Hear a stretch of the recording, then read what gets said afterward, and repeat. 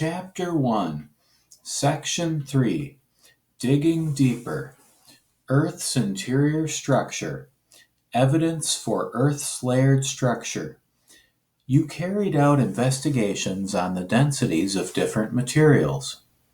Density refers to how concentrated the mass, atoms and molecules, in an object or material is. Density can be defined as mass per unit volume of a material. Less dense material tends to rise upward and float on more dense material. You observed the water.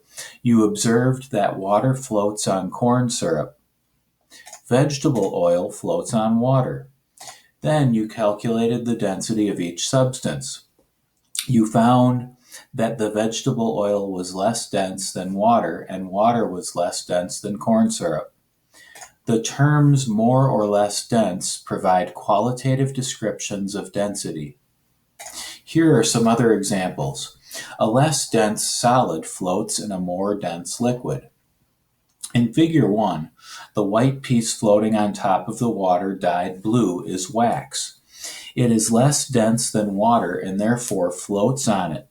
A more dense solid sinks to the bottom of a less dense liquid.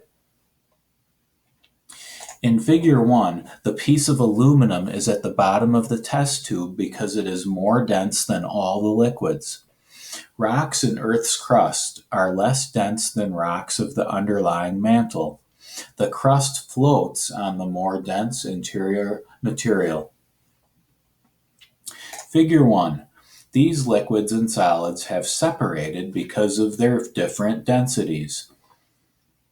So here's the aluminum. It's the most dense material.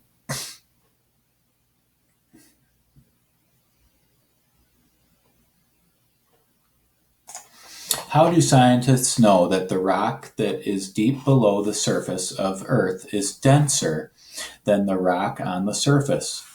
Several kinds of evidence reveal that density varies within Earth. Laboratory experiments in high-pressure apparatuses show that rocks deep in Earth are denser than the same rocks when they are at the surface. The weight of the overlying rock applies a force on the rock below, making it denser. The densest material should be at the center of Earth, where the pressure is greatest. A second line of evidence comes from the average density of Earth. You cannot put Earth on a balance scale to find its mass. However, its mass can be found indirectly. To find the density of Earth, you can use Newton's law of universal gravitation. According to that law, every object in the universe attracts every other object with a gravitational force. This force is directly proportional to the product of their masses. The force is inversely proportional to the square of the distance between their centers of the masses. Mathematically, it can be expressed this way. Force equals gravitational constant mass times mass 1 and 2 divided by distance squared. Okay, let me scroll down so they explain this a little bit better. Where mass 1 and mass 2 stand for the masses of two objects. Okay, so this would be the mass of object 1, mass of object 2. Here we go. Mass of object 1, mass of object 2. D stands for the distance between them. There you go. And G stands for the gravitational constant known from experiments. In Figure 2, you see a diagram illustrating Newton's law of gravitation. Earth exerts a certain force on a body, like yours, with a certain mass on Earth's surface. The surface of Earth is some 6,400 kilometers from its center. You can substitute these known values into the equation and calculate the mass of Earth. Divide the mass of Earth by its volume. Dividing the mass of Earth by its volume gives an average density of Earth in metric units of 5.5 grams per centimeters cubed. You calculated the density of some rocks commonly found at the surface, granite, basalt, and sandstone. You found their density to be much lower than 5.5 grams per centimeters cubed. The average density of surface rocks is 2.8 grams per centimeter cubed. The density of Earth's interior must be greater than 2.8 grams per centimeter cubed for the entire Earth to average 5.5 grams per centimeters cubed. This is partly due to the effect of compression. However, it is also partly because the material in Earth's core is mostly iron. Iron is much more dense than rocks, even when it is not under great pressure.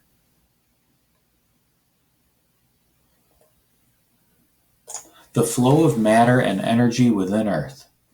The temperature of Earth increases with depth. This can be observed directly in mines and in oil wells. At a depth of about 3.5 kilometers below Earth's surface, the temperature of a mine can reach 55 degrees Celsius. One of the sources of Earth's internal heat is the decay of radioactive elements. Radioactive decay is the process by which an unstable nucleus of an atom gives off energy. Other sources of Earth's internal heat include the original heat of Earth's formation and heating by the impact of meteorites early in Earth's history. Earth can be thought of as a massive heat engine. The transfer of heat from Earth's interior to its surface drives the movement of Earth's crust and mantle. Temperature affects the density of materials. Hot air balloons show this effect well. When the air inside a balloon is heated and expands, which means that it increases in volume, the mass of the air in the balloon stays the same, but the volume increases. When the ratio of mass to volume decreases, the density decreases. Therefore, heating makes the air in the balloon less dense than the surrounding air. The hot air balloon begins to rise. Similarly, as rocks in the interior of the Earth are heated enough, their density decreases. The less dense rock rises slowly over time, unless the rocks are too rigid to allow flow. Let's talk about Figure 3. Figure 3 is a graph showing Figure 3 is a graph showing the temperature increase of Earth's layers. All right, let's look at this. So, as you go deeper and deeper into the Earth, the temperature increases. So it starts off, here's Earth's pretty close to Earth's surface with the temperature, and then as you go further and further down into the Earth, the temperature increases. Okay.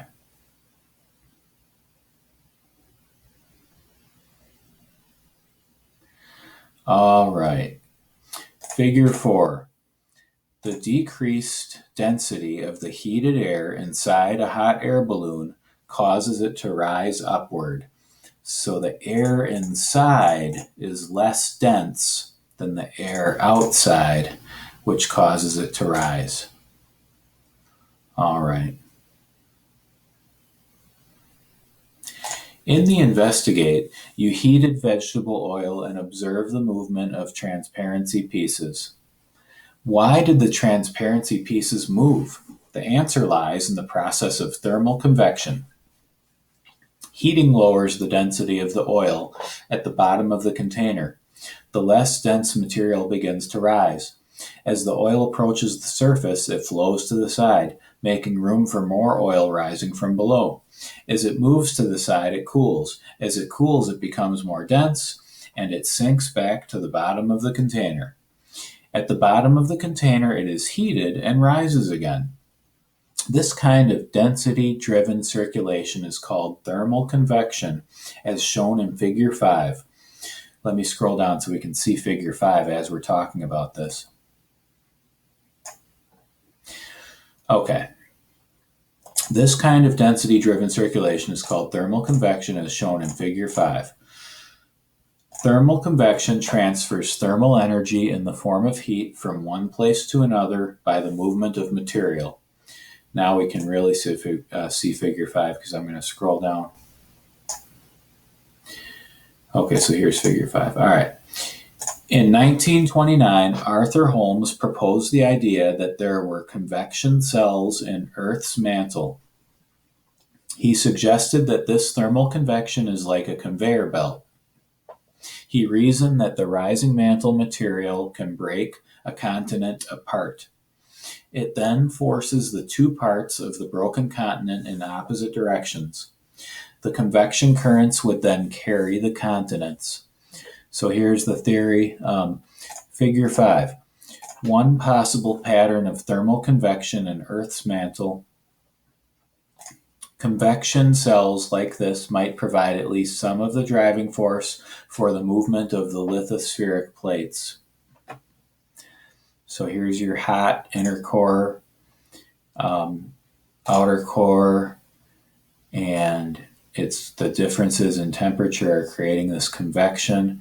And then they're saying that as that convection moves, that it's actually moving these solid plates, creating trenches, creating moving of continents, creating breaking of continents and moving. All right. Mantle convection cannot be observed directly. You cannot see the convection the way you could have observed convection in the oil if you had put some tiny marker grains in the oil. Geologists are sure that the mantle is convecting. However, they are still unsure of the patterns of convection. The patterns probably do not look much like what is shown in Figure 5. Geologists now think that the lithospheric plates are not just passive riders on the convection cells. Instead, they think the plates. We're still talking about Figure 5, so I'm going to scroll up a little bit so you can see Figure 5 as we're talking about it. Okay.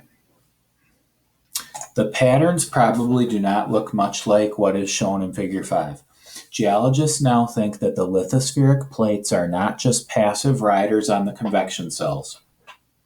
Instead, they think the plates themselves play a major part in driving the convection.